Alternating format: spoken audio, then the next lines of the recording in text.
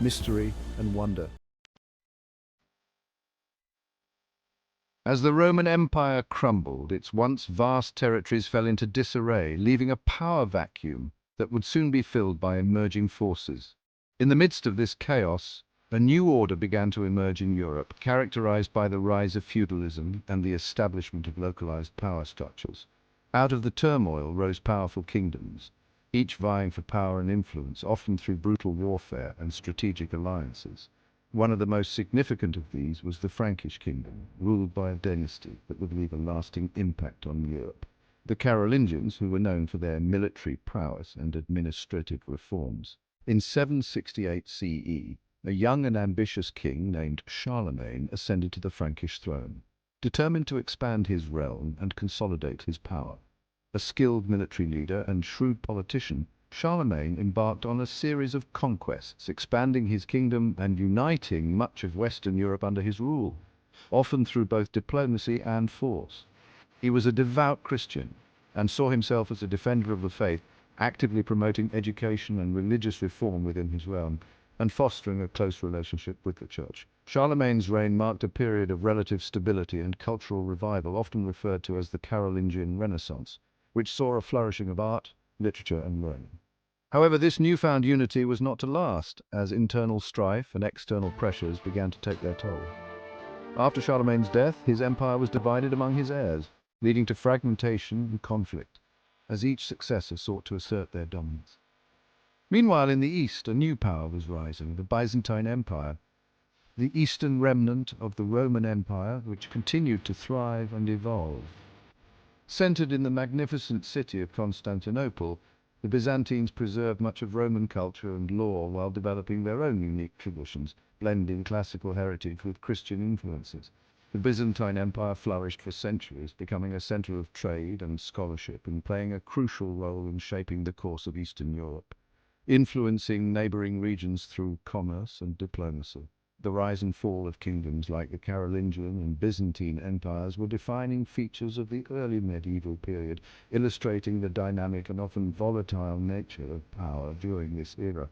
These power struggles, alliances, and conquests shaped the political landscape of Europe and had a profound impact on the lives of people from all walks of life, from the nobility to the common peasants, leaving a legacy that would influence the continent for centuries to come. Medieval society was strictly hierarchical, resembling a pyramid with the king at its apex. The king held supreme power and was seen as God's representative on earth, ruling by divine right. Below him were the lords, who were granted land by the king in exchange for loyalty and military service. These lords were powerful nobles who controlled vast estates and had their own armies. These lords, in turn, subdivided their land among vassals, creating a complex web of obligations and allegiances. Vassals pledged their loyalty to the lords, promising to provide military support and other services. At the base of this social pyramid were the peasants, who made up the vast majority of the population. They were the backbone of medieval society, working the land to produce food and goods. Most peasants were farmers, tied to the land they worked. They lived in small villages and worked long hours in the fields, cultivating crops and tending to livestock. They toiled tirelessly to produce food for themselves and their lord, paying taxes and tithes in exchange for protection and the right to farm the land. These taxes were often burdensome, leaving peasants with little to sustain their families. Life for peasants was harsh and demanding. They faced long days of labor with little rest, and their work was physically exhausting. They faced constant threats from famine, disease, and war. Poor harvests could lead to starvation, and outbreaks of plague could decimate entire villages. Their homes were simple and crude, offering little comfort or protection from the elements. These humble dwellings were often made of wood and thatch, with dirt floors and minimal furnishings. Their diet was limited, consisting mainly of bread, porridge, and vegetables. They relied heavily on what they could grow themselves, and their meals were often monotonous. Meat was a rare luxury reserved for special occasions. Only during festivals or celebrations would peasants have the opportunity to enjoy more varied and richer foods. Despite the hardships, peasants found joy in simple pleasures, family, community, and religious festivals. These events provided a much-needed respite from their daily struggles and a chance to come together in celebration. They worked together, supported each other, and found solace in their faith. The church played a central role in their lives, offering spiritual guidance and a sense of community. Their lives were intertwined with the land, and they possessed a deep understanding of nature and its cycles. This connection to the earth was both a source of sustenance and a spiritual bond. The stark contrast between the lives of lords and peasants highlights the rigid social structure that defined the medieval period. This hierarchy was maintained through a system of mutual obligations and duties. While the nobility enjoyed a life of privilege and power, living in grand castles and partaking in lavish feasts, the peasantry carried the weight of society on their shoulders, their labor sustaining the feudal system. Their hard work ensured the survival and prosperity of the entire medieval community. Section 4. Feudalism, the glue that held society together. Feudalism was the dominant social and political system of the medieval period, shaping every aspect of life. It was a complex web of relationships based on land ownership, loyalty, and military service. At its heart was the exchange of land for loyalty and military service. The king, who stood at the top of the feudal hierarchy, granted large estates called fiefs to his most trusted nobles in exchange for their loyalty and military support.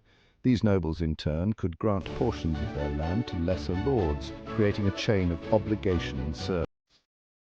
This system provided a degree of stability and order in a time of frequent warfare and upheaval. It ensured that the king had a standing army at his disposal, while lords were obligated to protect their vassals and the peasants who worked their land. However, feudalism was not without its flaws. The system was inherently unequal, concentrating power and wealth in the hands of a privileged few. Peasants had little freedom or opportunity for advancement, and their lives were largely dictated by the whims of their lord. Despite its imperfections, feudalism played a crucial role in shaping the political and social landscape of medieval Europe. It provided a framework for governance, military organization, and land management, leaving a lasting impact on European history. Section 5. The power of faith, the church in medieval life. In the medieval period, religion was not merely a matter of personal belief, it was an all-encompassing force that permeated every aspect of life. The Catholic Church, with the Pope at its head, held immense power and influence, shaping moral values, education, and even political affairs. For the vast majority of people, the Church offered solace and hope. Churches and monasteries served as centers of learning, providing education and preserving knowledge during a time when literacy was limited. They offered refuge to the poor and sick, and their rituals and festivals provided a sense of community and shared identity. Monasteries, in particular, played a vital role in preserving knowledge and culture. Monks diligently copied manuscripts, preserving ancient texts that would have otherwise been lost. They also experimented with agriculture and medicine, contributing to advancements in these fields. However, the Church's power was not always used for benevolent purposes. The Inquisition, established to combat heresy, often resorted to brutal methods, persecuting those who challenged Church doctrine. The sale of indulgences, which promised forgiveness of sins in exchange for money, also sparked controversy and contributed to the eventual Reformation. Despite its flaws, the Church played a pivotal role in shaping the medieval world. It provided spiritual guidance, fostered learning, and influenced every level of society. Its legacy continues to resonate today, reflected in art, architecture, and the moral compass of Western civilization.